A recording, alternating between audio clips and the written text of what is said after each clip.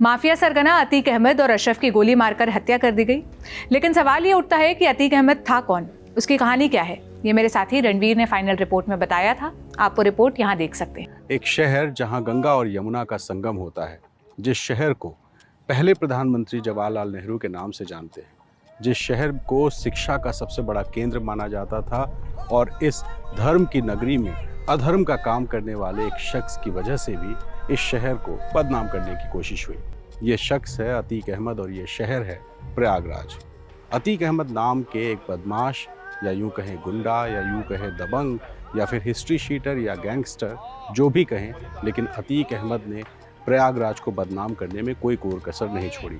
ऐसे में अतीक अहमद का क्या है इतिहास, कैसे एक तांगे वाले का बेटा एक अपराधी और फिर माननीय नेता बन गया, उसकी पूरी कहानी समझने हम मौजूद हैं प्रयागराज में और आपको बताएंगे, मिलवाएंगे उन लोगों से जो लोग या तो अतीक के सताए हुए हैं या फिर अतीक को ठीक से जानते हैं। तो अतीक का क्या है अतीत, ये समझने के लिए ज़रा चलते हैं प्रयागराज के गलियों में और समझते हैं कि आखिर कैसे एक तांगे वाले का बेटा बन गया अतीक अहमद।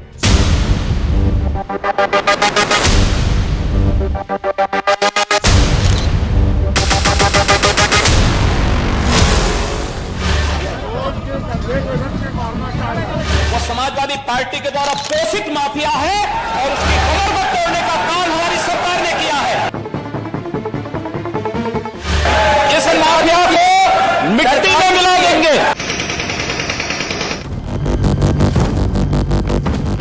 हर पार्टियों का समर्थन, कुछ पार्टियों में तो सीधा उसका मेंबर हुआ, और जो जिस पार्टी का मेंबर नहीं था उनके नेता इसके सहयोगी थे। अतीक अहमद की राइज में मुलायम सिंह यादव का बहुत बड़ा नहीं कहूँगा, मैं कहूँगा सबसे बड़ा हाथ रहा। और माना जाता था उस वक्त पुलिस प्रशासन में भी एक मैसेज गया था कि मुख्यमंत्री अखिलेश यादव अतीक अहमद को बहुत ज़्यादा पसंद नहीं करते। जो भी हो सकता है, मैं 2 दिन लड़ पाऊंगी, 4 दिन लड़ पाऊंगी, या लड़ते लड़ते मैं मर जाऊंगी। धमकी उमकी तो डायरेक्ट नहीं मिलती है, पथभ्रष्ट करने का प्रयास किया जाता है।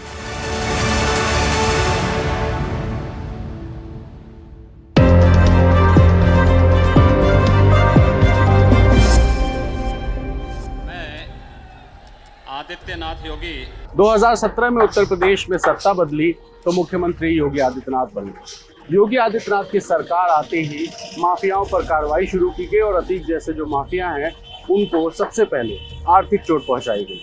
आर्थिक चोट में अतीक और उसके जो करीबी थे उनके करीबियों की संपत्तियों को पहले चिन्हित किया गया, उसके बाद या तो उन्हें जब्त किया गया या फिर गिरा दिया गया। ऐसी ही एक प्रॉपर्टी जो मेरे पीछे आप देख रहे हैं, ये अतीक अहमद का दफ्तर हुआ करती थी। अतीक यहाँ बैठता था, लोगों से मिलता था, कई सारी रणनीतियाँ यहाँ बनती थी, लेकिन इस संपत्ति को भी योगी आदित्यनाथ सरकार ने गिराया। और न सिर्फ इसको बल्कि यूपी में 1100 करोड़ से ज़्यादा की ऐसी संपत्ति है जिसको या तो गिरा दिया गया या फिर ध्वस्त कर दिया गया। 6 साल में 1150 करोड़ के आसपास की संपत्ति गिराई गई है या जब्त की गई है, और ये जो कार्रवाई है ये लगातार जारी है। और इसी वजह से अतीक जैसे जो माफिया हैं उनको बड़ा नुकसान योगी आदित्यनाथ की सरकार ने पहुंचा है।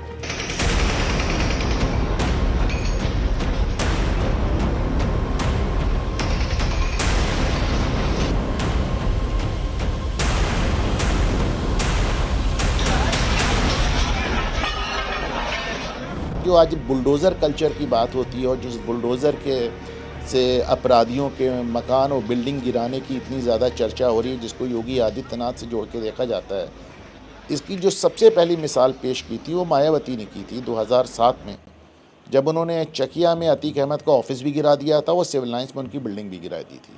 बड़ी महंगी, बड़ी ऊँची बिल्डिंग को पे उन्होंने बुलडोज़र चलवा दिया था। तो मायावती ने ज़रूर काफ़ी समय तक अतीक अहमद को हॉन्ट किया, उनको काफ़ी दिन वो फरार भी रहे, वो जेल में भी रहे।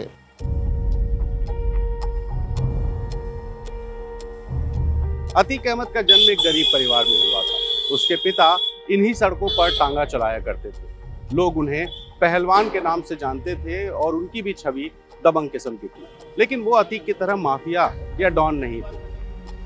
कि अतीक के जो पिताजी थे उनको पहलवान कहा जाता था।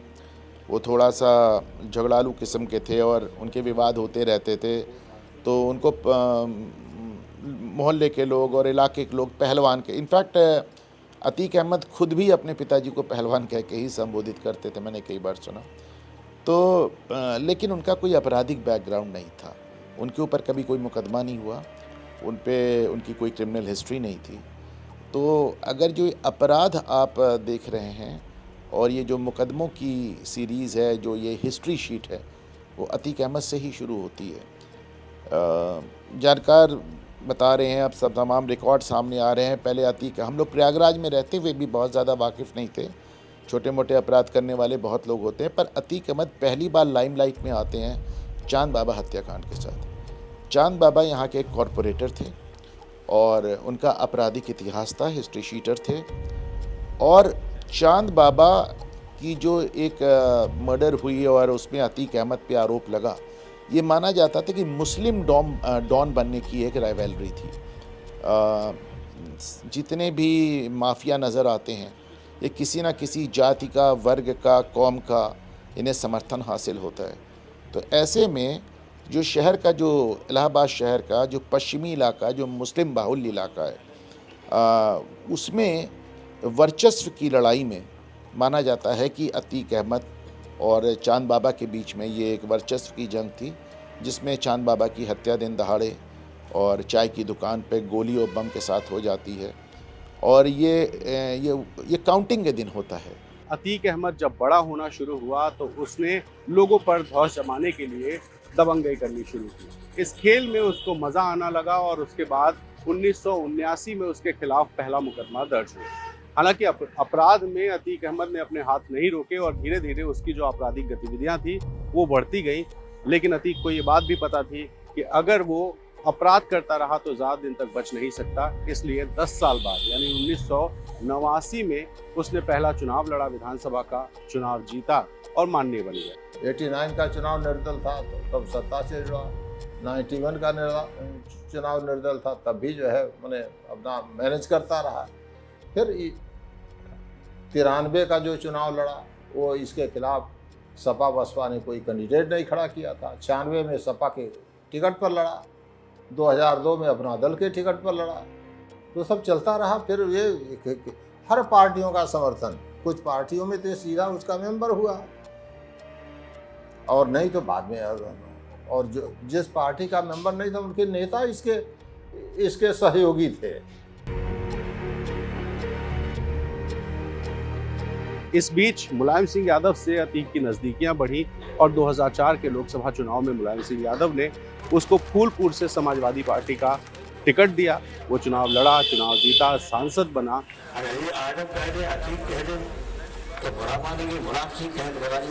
देखें, 80 के दशक तक एक पॉलिटिकल पार्टीज़ का एक कंसेप्ट हुआ करता था जहाँ पे वो आपराधिक तत्वों का और अपराधियों की मदद लिया करते थे। 89 से जो हम पोस्ट मंडल फेज़ देखते हैं और ख़ास तौर पे उत्तर प्रदेश और बिहार में, और जब ये रीजनल पार्टीज़ का उदय होता है, उत्तर प्रदेश में समाजवादी पार्टियों, मुलायम सिंह, और बिहार में लालू यादव और राष्ट्रीय जनता दल, तो अपराधियों का राजनीतिकरण हो गया। पहले राजनीति का अपराधीकरण था, अब अपराधियों का राजनीतिकरण हो गया। विनेबिलिटी फैक्टर बहुत बड़ी हो गई। अगर आप जीत सकते हैं तो फिर ये बात मैटर नहीं करती थी कि आपका बैकग्राउंड क्या है, आपकी पृष्ठभूमि क्या है। अगर आप एक सीट भी निकालने में सक्षम हैं तो पार्टीज़ आपको अकोमोडेट करने के लिए तैयार थी। अतीक अहमद की राइज में मुलायम सिंह यादव का बहुत बड़ा नहीं कहूँगा, मैं कहूँगा सबसे बड़ा हाथ रहा। इसका आप सबसे बड़ा एग्जाम्पल देखें, 2005 में बहुजन समाज पार्टी के विधायक, सिटिंग MLA राजू पाल की जब मर्डर होता है, और बहुत सनसनीखेज मर्डर था, एक सिटिंग MLA को सड़क के बीच में शहर में दौड़ा के मारा गया। उसके बाद मुलायम सिंह यादव जो उस समय मुख्यमंत्री थे, वो शहर में आते हैं और वो मंच से डिक्लेयर करते हैं कि अतीक अहमद पूरी तरह निर्दोष हैं। अब इसको सोच के देखें कि पुलिस प्रशासन के ऊपर इसका क्या असर होगा जो उस केस की तहकीकात कर रहे थे। मुख्यमंत्री मंच पे खड़े होके अतीक अहमद को अपने साथ, अपने बगल में खड़ा करके उनको क्लीन चिट दे रहा है, उन्हें निर्दोष बता रहा है। बल्कि मुलायम सिंह कहते हैं कि आज अतीक अहमद सरेंडर कर रहे हैं तो मेरी इज्जत रखने के लिए कर रहे हैं। मुलायम सिंह से अतीक अहमद की नज़दीकी कभी किसी से नहीं छुपी रही। और बीच में एक जो गेस्ट हाउस कांड आप देखते हैं, मायावती ज़रूर अतीक अहमद के खिलाफ रही। 2012 में अखिलेश यादव की जो सरकार आती है, वो पहली बार समाजवादी पार्टी की सरकार होते हुए भी अखिलेश यादव जाहिर तौर पे अतीक अहमद से दूरी बनाते हुए नज़र आते हैं। उस दौरान एक वीडियो भी सर्कुलेट हुआ था जिसमें वो अतीक अहमद के पीठ पे हाथ रख के उन्हें हल्का सा पुश करते हुए, धक्का देते हुए नज़र आ रहे हैं। उसका भी काफ़ी वायरल हुआ था और माना जाता था उस वक्त पुलिस प्रशासन में भी एक मैसेज गया था कि मुख्यमंत्री अखिलेश यादव अतीक अहमद को बहुत ज़्यादा पसंद नहीं करते। ये पहली बार हुआ कि समाजवादी पार्टी की सरकार थी पर अतीक अहमद को जिस तरह का सरकारी प्रश्रय और जिस तरह की गवर्नमेंट बैकिंग मिलती थी वो नहीं मिली। लेकिन उसके बाद भी सपा की सरकार थी, उनका रुतबा बना रहा। अतीक अहमद कभी नहीं चाहता था कि लोगों में उसका डर खत्म हो। इसी वजह से जब जब वो कमज़ोर दिखाई दिया तब तक उसने कुछ ऐसी हरकतें की जिससे वो फिर से चर्चा में आ गया। जब वो देवरिया जेल में बंद था तब उसने लखनऊ के एक व्यापारी को जेल बुलाया, उसकी पिटाई की, वीडियो बनवाया और वीडियो वायरल करा दिया, तब वो चर्चा में आया। फिर प्रयागराज के एक प्रॉपर्टी डीलर को जेल में बुलाकर उसने पिटाई की, इस मामले में भी FIR हुई, लेकिन अतीक चर्चा में आ गया। और सबसे बड़ी वारदात जो BSP के विधायक राजू पाल की हत्या हुई थी, उस हत्याकांड में मुख्य गवाह उमेश पाल की हत्या अतीक के परिवार वालों ने तब की जब अतीक साबरमती जेल में बंद था और उसकी संपत्तियों को लगातार गिराया या जब्त किया जा रहा था, उसके सहयोगियों पर कार्रवाई हो रही थी। तब अतीक अहमद के परिवार ने प्रयागराज में जो अपना प्रभाव है वो दिखाने के लिए उमेश पाल के घर के बाहर तब उसकी हत्या की जब वो कोर्ट में उसी राजू पाल हत्याकांड में गवाही देकर आ रहा था। जो मेरे बगल की ये दुकान है, इस दुकान में जो लगा CCTV है, इसी CCTV कैमरे में दिखाई दिया कि क्रेटा कार से जब उमेश पाल और उसके गनर्स उतरे तब अतीक अहमद का बेटा और उसके जो शूटर्स थे वो इस इलाके में पहले से रेकी करके मौजूद थे और अचानक उन्होंने उमेश पाल पर हमला किया, गोली चलाई, बम फेंके गए और उमेश पाल और उसके 2 सहयोगियों की मारकर हत्या कर दी गई। इस मामले के बाद अतीक की दहशत एक बार फिर से बढ़ी, लेकिन इसी उमेश पाल की गवाही के आधार पर जो अपहरण का मामला था उसमें अतीक अहमद सजायाफ्ता हुआ। इस सारी घटना को लेकर के उमेश पाल की पत्नी ने क्या कहा, जरा उन्हें सुनिए। जब ये 2006 में इन्होंने किया, तब से यानी इसके बाद से जो भी किया है तब से इनको खतरा बराबर बनी रही। आज की वो खतरा नहीं थी। और जो है मैं वाकई में मैं एक हाउसवाइफ हूँ, मुझे इस चीज़ की कोई जानकारी नहीं कि इस केस में क्या हुआ क्या नहीं हुआ। आज मैं आप लोग के समक्ष बैठी हूँ, बात कर रही हूँ। आज मेरे हस्बैंड नहीं है, नहीं तो शायद मैं यहाँ पे भी बैठती नहीं, वही इस सब को हैंडल करते। और जो घटना उसने किया है वो सही नहीं था मेरे हिसाब से। और क्योंकि अगर उन्होंने पेन के हिसाब से लड़ाई किया था तो आपको भी न्यायपालिका तक ही सीमित रखना चाहिए था, न कि न्यायपालिका का उल्लंघन करके आपने इस तरह से जो सडनली काम किया, ये ठीक नहीं था। अपने बच्चों को लॉन्च करना, आपने अच्छा शिक्षा अपने बच्चों को दिया है, मैं समझ रही हूँ इस चीज़ के लिए।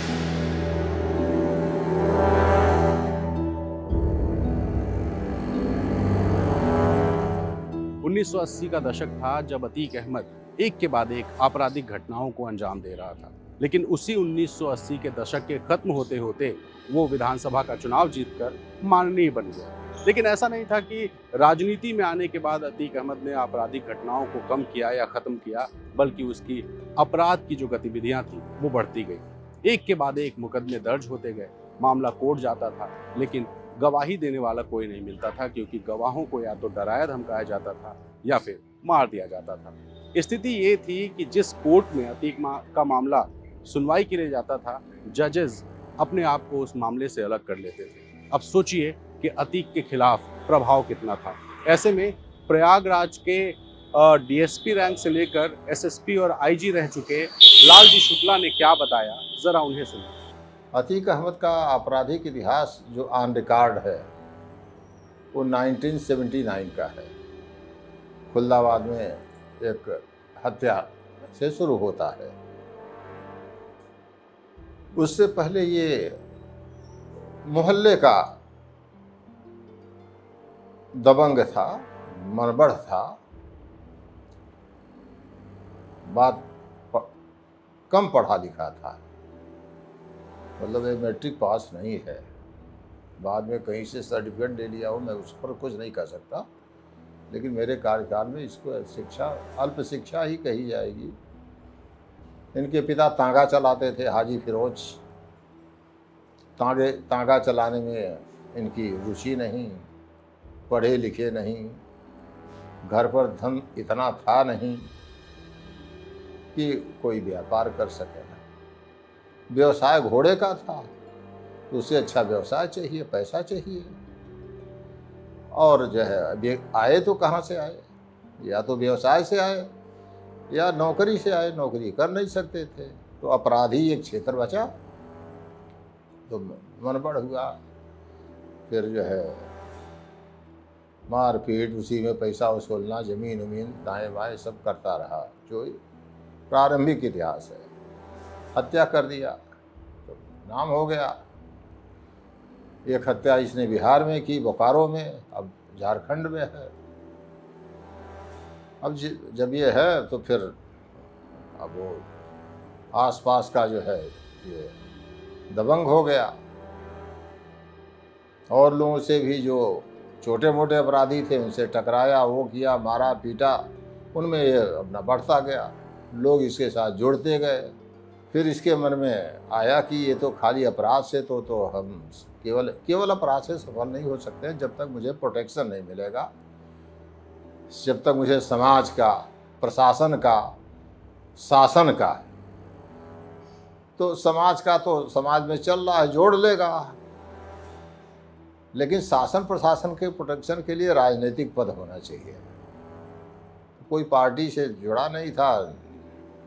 89 के इलेक्शन में निर्दल पर्चा दाखिला कर दिया शहर पश्चिमी से। उस समय एक पैरालल ही दबंग था, चांद बाबा। चांद बाबा की भी वही इच्छाएं थी, और उसी तरह से वो भी जो है उसका एक खौफ था, या दबंग था, बदमाशी था, गुंडा अपराधी था। उसने भी दाखिल कर दिया। इसने मना किया तो मत लड़ो, वो माना नहीं। तो यहाँ तक मुझे याद है कि परिणाम घोषित होने से पहले उसकी हत्या करा दिया, और ये जीत गया। वो साल था 2004 जब लोकसभा के चुनाव हुए।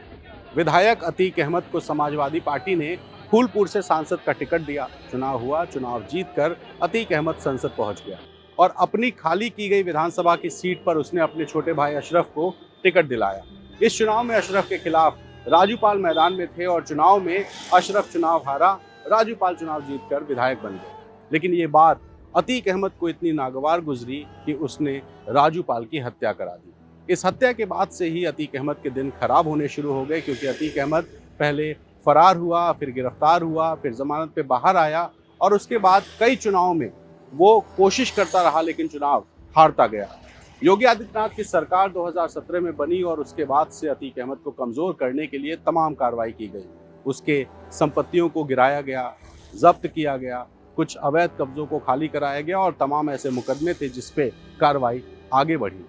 स्थिति ये हुई कि अतीक अहमद जेल में रहा और कमज़ोर होता गया। ऐसे में 2005 से लेकर 2023 तक कैसे राजूपाल की पत्नी ने संघर्ष किया और इस संघर्ष को कोर्ट में आगे बढ़ाया, जरा उनके मुंह से उनकी कहानी सुनिए। मेरे जीवन में मेरी शादी को मात्र 9 दिन हुए थे, और जब इस तरह से मेरे साथ हुआ कि मेरे पति की हत्या मेरे शादी के 9 दिन बाद कर दी गई, और मैंने वहाँ पर ये देखा, क्योंकि मैं जब से मेरी शादी हुई थी तो मैं 9 दिन में बस यही देख रही थी कि अतीक के शूटर्स यहाँ आए हुए हैं, अतीक के शूटर्स वहाँ आए हुए हैं, यहाँ मत निकलिए, वहाँ मत निकलिए। कुछ लोग मुझसे कह रहे हैं कि भाभी भैया को निकलने मत देना, ये है वो है। तो मैंने देखा कि मैं अकेले हूँ और क्या करूँ, तो मुझे कुछ अपने चाचा जी के सिद्धांत, अपने परिवार के सिद्धांत नहीं, चाहे जो हो जाए, मगर मेरे साथ ये दिक्कत हुई है, मैं नहीं हटूँगी। और जिस समय घटना हुआ बहुत से ऐसे लोग थे जिन्होंने बस माइंड में ये भरना चाहा कि नहीं तुम अभी छोटी हो और तुम्हारे जब पति नहीं लड़ पाए, देखो लड़े, बगावत तो किए, मगर देखो वो लड़े तो मगर वो ज़िंदा नहीं रहे। तो बेटा अतीक से लड़के यहाँ कोई ज़िंदा नहीं रह सकता और तुम अभी बहुत छोटी हो, अपने जीवन के बारे में सोचो और छोड़ो ये सब चीज़ें। तो मैंने फिर वही चीज़ मेरे जहन में बसा कि हर इंसान छोड़ो कह देगा और हर जिसका पति मारा जा रहा है, जिसका बेटा मारा जा रहा है। मैंने सुना है कि यहाँ अतीक लोगों ने बहुत लोगों को मारा है, मगर कोई एक्शन ही नहीं लेगा, कोई आगे नहीं बढ़ेगा, सब डरते ही रहेंगे। तो आगे मतलब फिर न्याय किसको मिलेगा? जो भी हो सकता है, मैं 2 दिन लड़ पाऊँगी, 4 दिन लड़ पाऊँगी या लड़ते लड़ते मैं मर जाऊँगी। और मैंने कहा देखिए, जिसका आदमी मर जाता है मुझे वो सम्मान नहीं मिलेगा जो पति के रहते हुए और जब पत्नी उसके बगल बैठती है, जो सम्मान पत्नी को मिलता है उस लड़की को मिलता है, मान सम्मान स्वाभिमान आने जाने का जो एक लड़की को उस समय फील होता है, वो सारा मेरे लाइफ से ख़त्म हो गया। तो फिर मैंने उस दिन संकल्प अपने आप से किया कि नहीं, चाहे जो हो जाए, जितने दिन के लिए लड़ पाओ इस आदमी से, मगर आप लड़ो। आप हंसने के पात्र मत बनो। जो लोग आज आपको समझा रहे हैं, आपके ऊपर हंस रहे हैं, उनको आपको एक ऐसा कुछ करके उनको जवाब देना पड़ेगा कि नहीं, आप जो सोचोगे पूरा तो नहीं मैं सोच सकती कि पूरा हो जाता है ना, मगर आप तबीयत से सोचो तो कुछ ना कुछ ज़रूर होता है। ये मेरे लाइफ का एक अपना खुद विचार रहा है और मेरे साथ वही होता रहा है, जिस पे मैं अडिग रही, मैंने फ़ैसला लिया और जिसमें मैंने संघर्ष किया, वो रिज़ल्ट मुझे मिला है। अतीक अहमद के खिलाफ अभी 100 से ज़्यादा मुकदमे दर्ज हैं और एक दौर ऐसा भी था जब एक दिन में उसके खिलाफ 100 से ज़्यादा मुकदमे दर्ज हुए थे और मुकदमों की संख्या 250 के आसपास पहुंच गई थी। हालांकि मायावती सरकार में एक दिन में दर्ज हुए 100 से ज़्यादा मुकदमों को सुनवाई के दौरान एक्सपंज कर दिया गया और उसकी जो मुकदमों की संख्या थी वो घट गई। लेकिन अतीक के डर की वजह से तमाम ऐसे गवाह थे जो या तो मुकर गए या फिर गवाही देने से मना कर गए और इस वजह से कई मामलों में वो बरी भी हो गया। अभी भी उसके खिलाफ 100 मुकदमे हैं, लेकिन आप सोचिए कि 44 साल बाद पहला मुकदमा है जब अतीक के खिलाफ कोई फैसला आया है और उसको उम्र कैद की सज़ा मिली। सरकारी वकील सुशील वैश्य से जब हमने बात की तो उन्होंने बताया कि न सिर्फ डराया धमकाया जाता था बल्कि वकीलों को लालच भी दिया जाता था। सुशील वैश्य साहब ने अतीक को लेकर के और कानूनी अड़चनों को लेकर के किस तरह की बात बताई, उन्हें सुनना बहुत ज़रूरी हो जाता है। अगर कोई नहीं आना चाहता है, कोई प्रोसीड नहीं करना चाहता है, तो किसी न किसी को तो करना पड़ेगा। किसी पुलिस वाले को अपनी भूमिका निभानी पड़ेगी, किसी बॉर्डर के सैनिक को अपनी भूमिका निभानी पड़ेगी। सबके अपने बाल बच्चे होते, लेकिन करना तो है, हम हो या कोई हो, या तो उसको पार्टिसिपेट करना पड़ेगा, दूसरे शब्दों में कहें भाग ले या तो भाग लो, दो ही चीज़ हो सकती है। और ये चीज़ें बहुत दिन से चली आ रही है, तो चीज़ें बदली हैं। आप लोग को धमकी नहीं? धमकी उमकी तो डायरेक्ट नहीं मिलती है, पथभ्रष्ट करने का प्रयास किया जाता है। उनके वकीलों द्वारा जो है कहा गया कि कल्पना नहीं करेंगे कितना पाएंगे आप। तो हमने कहा कि हम नमक रोटी के में जीने वाले लोग हैं, हमें भौतिक चीज़ों से बहुत लगाव नहीं है। उत्तर प्रदेश विधानसभा के सत्र में मुख्यमंत्री योगी आदित्यनाथ और नेता प्रतिपक्ष अखिलेश यादव के बीच तीखी झड़प हुई। इस झड़प में अतीक अहमद का नाम भी आया और मुख्यमंत्री ने गुस्से में कहा, माफियाओं को मिट्टी में मिला देंगे। जिस अतीक अहमद के खिलाफ पीड़ित परिवारों ने मुकदमा दर्ज कराया उसके परिवार के खिलाफ, वो समाजवादी पार्टी के द्वारा पोषित माफिया है और उसकी कमर को तोड़ने का काम हमारी सरकार ने किया है। और फिर मैं कहता हूं, इसे हम इस माफिया को मिट्टी में मिला देंगे। सरकार किसी है, सरकार किसी है, गफलत में हो, ये माफिया है, इनको मिट्टी में मिलाने का काम करेंगे। अपराधी आप अपराधी दूर कर। मुख्यमंत्री का ये बयान बहुत चर्चा में आया और इसमें अतीक अहमद का जिक्र भी था, लेकिन सीएम का एक और बयान था जिसकी काफ़ी चर्चा हुई थी कि माफियाओं के कब्जे से ज़मीन छुड़ाकर उन ज़मीनों पर गरीबों के लिए मकान बनाए जाएंगे। और मुख्यमंत्री के इस बयान की जो शुरुआत थी वो प्रयागराज में अतीक अहमद के कब्जे वाली ज़मीन से की गई, जहाँ ये जो अपार्टमेंट जैसी एक प्रॉपर्टी आप देख रहे हैं, ये ज़मीन अतीक के कब्जे में थी, जिसको अतीक के कब्जे से छुड़वाया गया और यहाँ पर मकान बनाए जा रहे हैं। इस पूरे 15,000 स्क्वायर फीट इलाके में 76 फ्लैट्स होंगे, जिसमें एक छोटा ड्राइंग रूम, एक कमरा, किचन और टॉयलेट होगा और छोटी सी बालकनी भी दी जाएगी। और इस मकान की कीमत है 6 लाख रुपए, लेकिन प्रधानमंत्री आवास योजना के 2.5 लाख रुपए माइनस करके गरीबों को ये जो फ्लैट्स है ये मिलेंगे 3.5 लाख रुपए में। और इसी वजह से 76 फ्लैट्स के लिए अब तक 6000 से ज़्यादा आवेदन प्रयागराज में आ चुके हैं। लोगों में खुशी इस बात की है कि गरीबों को फ्लैट मिल जाएगा और माफियाओं के कब्जे से ज़मीन छुड़ाई जा रही है। तो प्रयागराज से इसकी शुरुआत हुई है और माना जा रहा है कि यूपी में जहाँ जहाँ भी सरकार ने जो माफियाओं के कब्जे से ज़मीन छुड़वाई है, वहाँ पर इस तरह के गरीबों के मकान बनाए जाएंगे। हमारी सरकार ने 1500 करोड़ रुपए की अवैध संपत्ति जब्त ही नहीं की बल्कि ध्वस्त भी की है। ये राज्य की संपत्ति थी, इन्हीं गरीबों की थी, और हम तो आवास की योजना बना रहे हैं।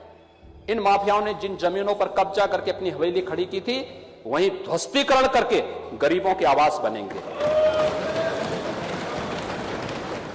तो आपने देखा कैसे एक टांगे वाले का बेटा अतीक अहमद, बाहुबली अतीक अहमद पर गया। उसके किए की सजा एक मामले में मिल चुकी है, उम्र कैद का फैसला हो चुका है, लेकिन अभी भी 100 से ज़्यादा ऐसे मुकदमे हैं जिनमें फैसला आना बाकी है। उम्मीद है इस फैसले के बाद जो बाकी मुकदमे हैं उनमें भी ट्रायल तेज़ी से होगा और अतीक अहमद को उसके गुनाहों की जो सज़ा मिलनी चाहिए वो ज़रूर मिलेगी। फिलहाल मैं और जेरी आपसे इजाज़त चाहते हैं और उम्मीद करते हैं कि अतीक के अतीत की जो कहानी आपने देखी उस पर अपने सुझाव ज़रूर दीजिए। फिलहाल धन्यवाद।